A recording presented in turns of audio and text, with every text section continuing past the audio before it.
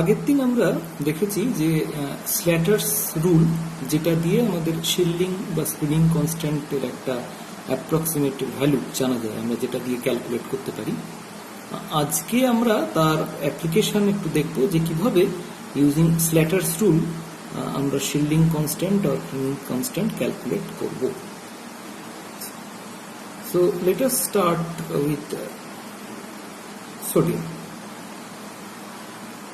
আমরা জানি সোডিয়ামের electronic configuration 1s2 2s2 2p6 3s1। So প্রথমে আমাদের স্ল্যাটার্স রুল 1 অনুযায়ী যেটা বলেছে, আগে আমাদের এগুলোকে কতগুলো গ্রুপিং অনুযায়ী সাজিয়ে নিতে হবে। তো সেই গ্রুপিং অনুযায়ী সাজিয়ে নিলে দাঁড়াবে 1s 2s 2p এবং 3s। এটা হচ্ছে রুল 1। তারপরে রুল 2 বলেছিল যে ইলেকট্রনটাকে আমরা রিমুভ করতে চাইছি, তার মানে ইন দিস কেস 3s1, তার ডান দিকে যদি কোনো ইলেকট্রন থাকে সেটা শিল্ডিং এ কন্ট্রিবিউট করবে না। এখানে সেই প্রশ্ন নেই, তার কারণ আর কোনো ইলেকট্রন নেই। এরপরে যেটা এসছে সেটা হচ্ছে যে যেটা আমাদের ভ্যালেন্স শেল মানে এই শেলটি, এই শেলটিতে যে ইলেকট্রনটাকে আমরা রিমুভ করতে চাইছি, দ্যাট মিনস দিস 3s1, এই ইলেকট্রনটা অবভিয়াসলি এই নিজের ওপর কোনো শিল্ডিং বা স্ক্রিনিং দিতে পারবে না। তো ফলত এর নিজের জন্য কোনো শিল্ডিং বা স্ক্রিনিং এর প্রশ্ন নেই। তাহলে এই পার্টিকুলার ইলেকট্রনটি ছাড়া যদি আর কোনো ইলেকট্রন আমাদের ভ্যালেন্স শেলে থাকতো, তাহলে তারা প্রত্যেকে কন্ট্রিবিউট করত towards the shielding by an amount 0.35 each. এখন যেহেতু এখানে আর কোনো ইলেকট্রন নেই ভ্যালেন্স শেলে, যেটাকে আমরা রিমুভ করতে চাইছি সেটা ছাড়া, সো তার ফলে 0 ইন্টু 0.35। n-1th শেলে যারা আছে, n-1th শেল মিনস 2s2p, তারা প্রত্যেকে কন্ট্রিবিউট করবে অ্যাকর্ডিং টু স্ল্যাটার্স রুল 0.85। তো সেখানে যেহেতু 8টি ইলেকট্রন রয়েছে, সো 8 ইন্টু 0.85, আর according to Slater's rule n-2 or lower, তাহলে যেহেতু n ভ্যালেন্স শেল হচ্ছে n = 3, তাহলে n-2 মিনস 1s। সো তার ফলে সেখানে রয়েছে দুটি ইলেকট্রন, এরা প্রত্যেকে কন্ট্রিবিউট করবে বাই অ্যান অ্যামাউন্ট 1 ইচ। তাহলে এটা দাঁড়াচ্ছে 8 into 0.85, that means 6.80 plus 2, that means 8.80. So this is the sigma. So Z star means Z minus sigma. So 11 minus 8.80, that means 2.20. So এইভাবে আমরা ক্যালকুলেট করতে পারবো। যেখানে আমাদের এর পরের সুবিধার জন্য আমরা আরো দুটি এলিমেন্টের একটুখানি ক্যালকুলেট করি। ওয়ান ইজ ম্যাগনেসিয়াম, যার electronic configuration 1s2 2s2 2p6 3s2। তো তার ফলে গ্রুপিং অনুযায়ী একই রকম ভাবে যদি আমরা আগের মতো করে সাজাই,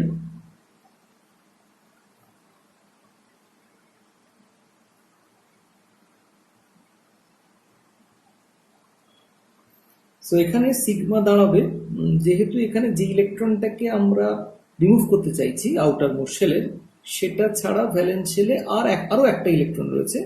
সো এখানে দাঁড়াবে 1 into 0.35 plus 8 into 0.85 plus 2 into 1.00। That means that means 0.35 plus 6.80 plus 2,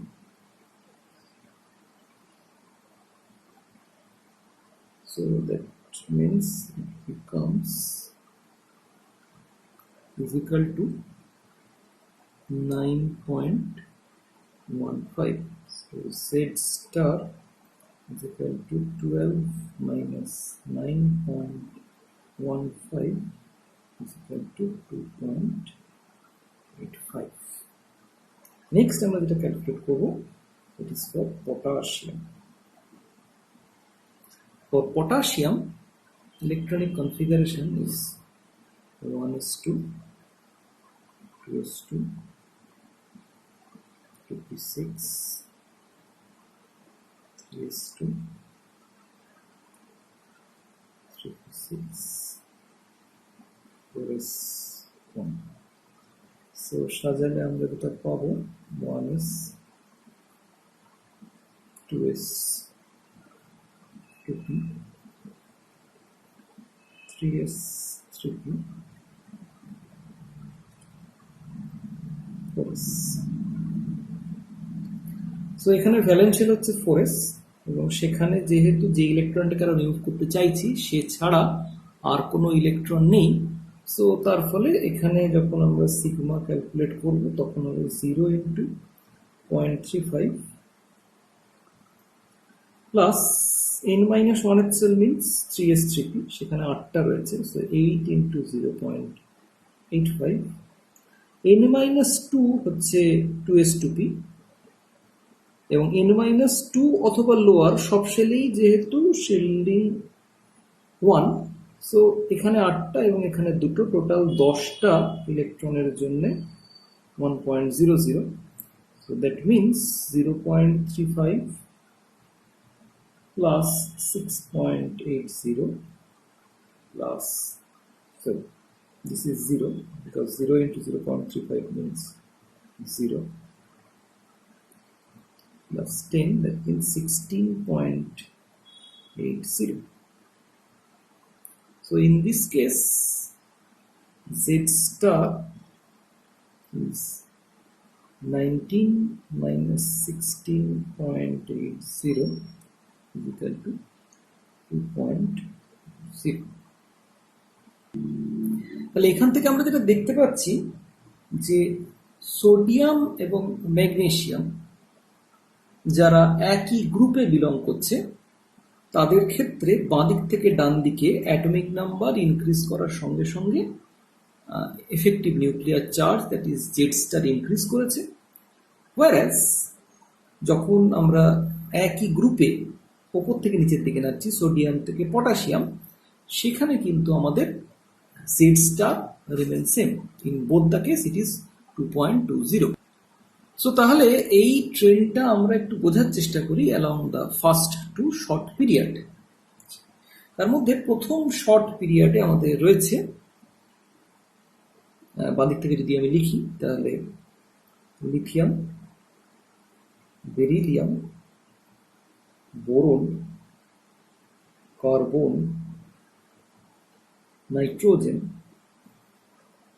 oxygen, fluorine এবং নিয়ন, এবং এদের রেসপেক্টিভ আয়নাইজেশন এনার্জিগুলো যদি আমি লিখি in megajoule per mole, that is 0.52, 0.89, 0.80,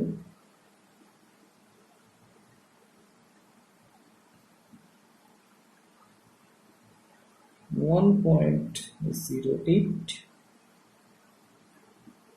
1.40,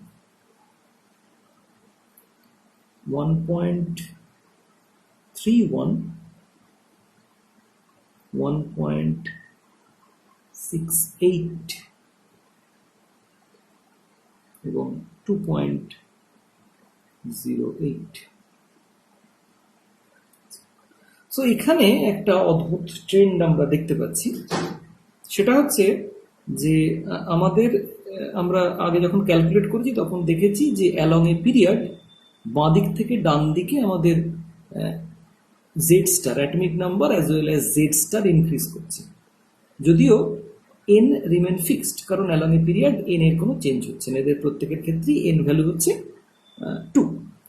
so it is expected যে যেহেতু জেড স্টার ইনক্রিজ করছে from left to right, so ionization energy should also increase since n is constant. কিন্তু আমরা দেখছি যে দুটো জায়গায় সেই ট্রেন্ডটার একটুখানি বদল ঘটেছে। একটা হচ্ছে বেরিলিয়ামের থেকে বোরনের আয়নাইজেশন এনার্জি বেশি হওয়ার কথা ছিল, কিন্তু এখানে উল্টো হয়েছে, বেরিলিয়ামের আয়নাইজেশন এনার্জি বোরনের থেকে বেশি হয়ে গেছে, আর নাইট্রোজেনের থেকে অক্সিজেনের আয়নাইজেশন এনার্জি বেশি হওয়া উচিত ছিল বা কথা ছিল, কিন্তু নাইট্রোজেন আয়নাইজেশন এনার্জি অক্সিজেনের থেকে বেশি হয়ে গেছে। So why this is so?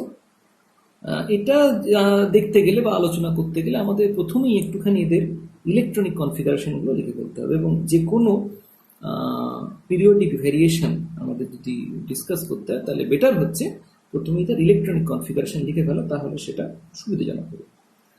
লিথিয়ামের electronic configuration 1s2 2s1, beryllium 1s2 2s2, boron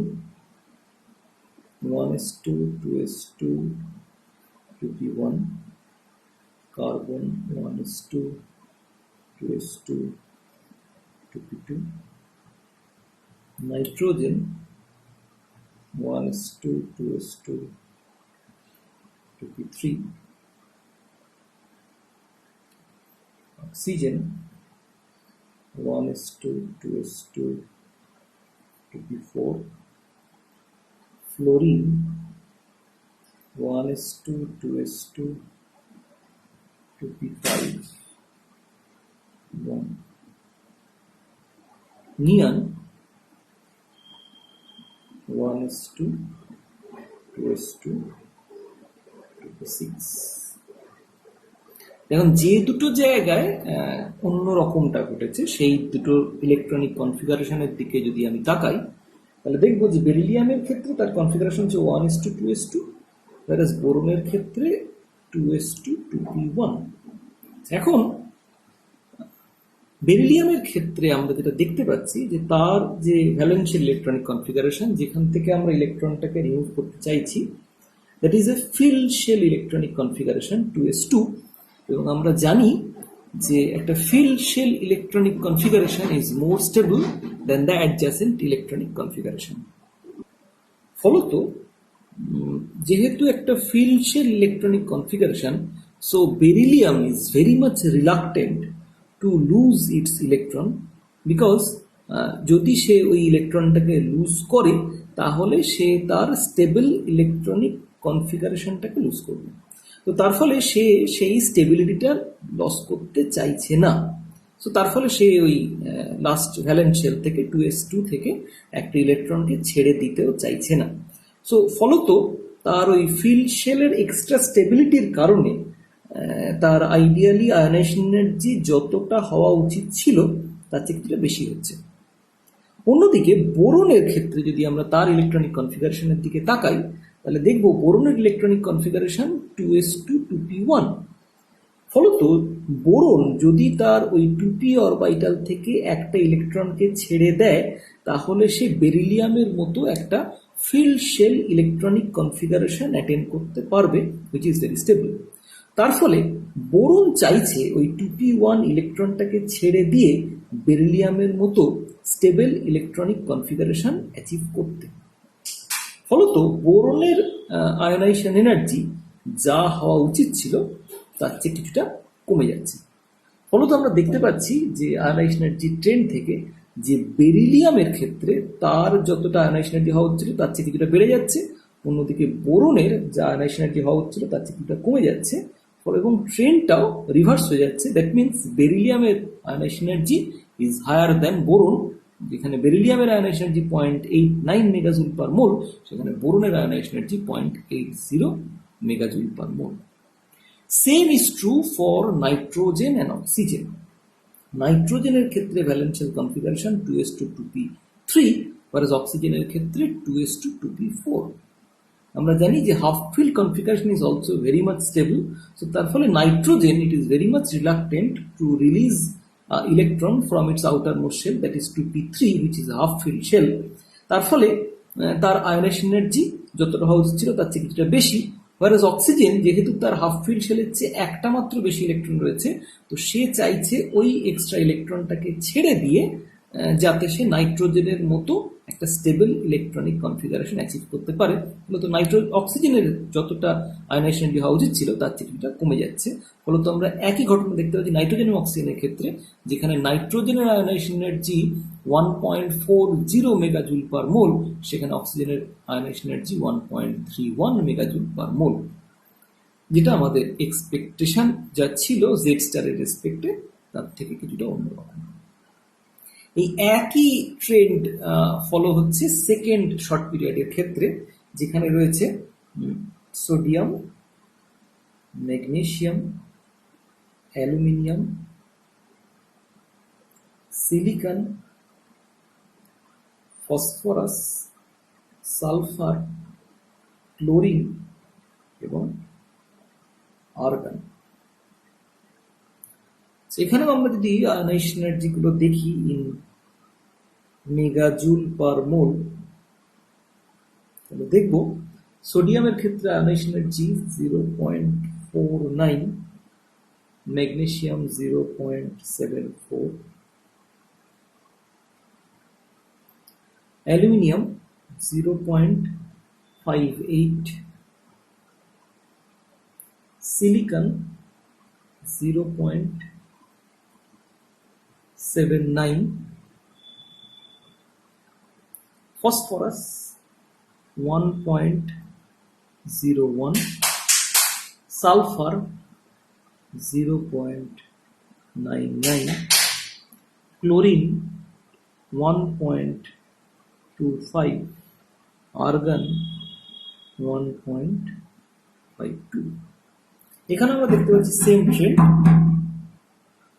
same trend এখানেও ফলো হচ্ছে। দ্যাট মিনস ম্যাগনেসিয়ামের আয়নাইজেশন এনার্জি অ্যালুমিনিয়ামের থেকে বেশি এবং ফসফরাসের আয়নাইজেশন এনার্জি সালফারের থেকে বেশি, ফর দ্য সিমিলার রিজন যেটা আমরা ফার্স্ট শর্ট পিরিয়ডের ক্ষেত্রে দেখেছিলাম। তবে একটা জিনিস সেখানে একটুখানি দেখতে হবে, সেটা হচ্ছে যেহেতু আমরা 1 থেকে যখন 2-তে এসছি, তখন যেহেতু এন এখানে 1 ইউনিট ইনক্রিজ করে গেছে, ফলত ডিফারেন্সটা কিন্তু কিছুটা কমে এসছে between the successive ionisation energy. এবার পিরিয়ড বরাবর ট্রেন্ড থেকে আমরা চলে আসি গ্রুপ বরাবর ট্রেন্ডের কথায়। অ্যালং এ গ্রুপ আমরা দেখেছি যে Z star that almost remain constant. Sodium এবং পটাশিয়াম দুজনের ক্ষেত্রেই জেড স্টারের ভ্যালু আমাদের বেরিয়েছিল 2.20। So Z star remains constant, whereas in যখন আমরা সোডিয়াম থেকে পটাশিয়াম এসেছি তখন 1 ইউনিট ইনক্রিজ করে গেছে। সো ইট ইজ এক্সপেক্টেড যখন আমরা গ্রুপ বরাবর ওপর থেকে নিচের দিকে নামবো, তখন যেহেতু Z star constant, n increase করেছে, so ionisation energy should decrease. আমরা দেখি যে সেই ট্রেন্ডটা ফলো হচ্ছে কিনা। আমরা প্রথমে ফার্স্ট গ্রুপ নিয়ে স্টার্ট করি। ফার্স্ট গ্রুপে আমাদের রয়েছে hydrogen, lithium, sodium, potassium, rubidium এবং সিজিয়াম। এদের ক্ষেত্রে যদি আমরা আয়নাইজেশন এনার্জি ইন মেগাজুল পার মোলে দেখি, তাহলে দেখব যে 1.31, 0.52, 0.49, 0.40,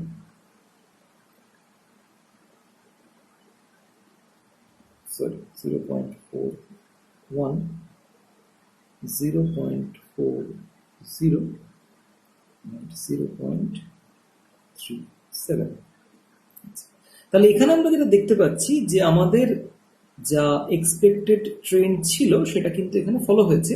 দ্যাট মিনস হাইড্রোজেন থেকে যখন আমরা আস্তে আস্তে সিজিএম এর দিকে এসেছি তখন আয়নাইজেশন এনার্জিটা নিচের দিকে ডিক্রিজ করেছে, তার মানে ইট ইজ ইনক্রিজিং আপওয়ার্ডস। তাহলে আমাদের পিরিয়ডের ক্ষেত্রে আমরা যেটা দেখেছিলাম যে কিছুটা ভ্যারিয়েশন, আমাদের এক্সপেক্টেড ট্রেন্ড তার থেকে কিছুটা অন্য রকম, সেটা কিন্তু অ্যাটলিস্ট গ্রুপের ক্ষেত্রে আমরা দেখতে পাচ্ছি না, যদিও আমাদের বাকি গ্রুপগুলো এখনো চেক করা বাকি, but still along the first group আমরা কিন্তু দেখছি যে আমাদের এক্সপেক্টেড যে ট্রেন্ড ছিল সেটাই ফলো হচ্ছে।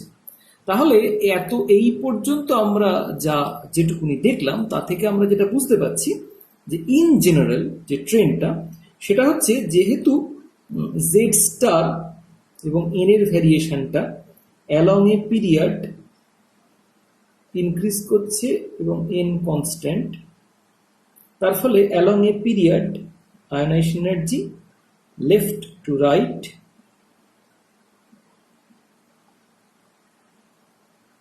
increasing,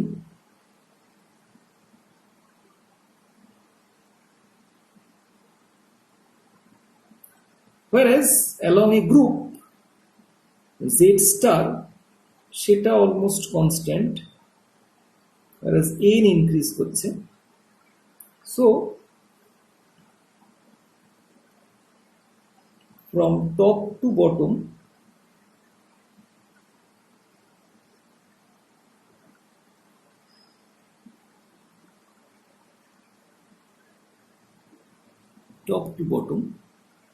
it is decreasing.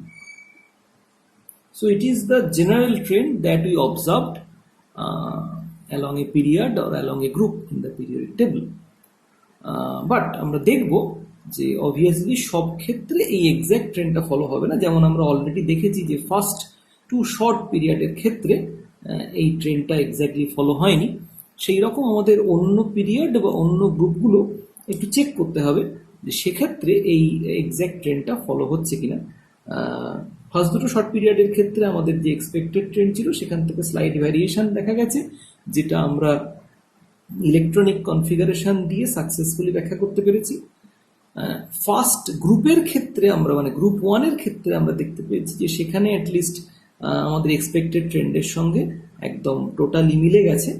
তো বাকি গ্রুপগুলো বা বাকি পিরিয়ডের এলিমেন্টগুলোকে চেক করে আমাদের দেখতে হবে যে সেখানে এই ট্রেন্ডগুলো ফলো করছে নাকি সেক্ষেত্রে কিছু কিছু ভ্যারিয়েশন দেখতে পাওয়া যাচ্ছে, বা ভ্যারিয়েশন হলে কেনই বা সেই ভ্যারিয়েশন, সেই কারণগুলো আমরা এরপরে এক্সপ্লেন করব।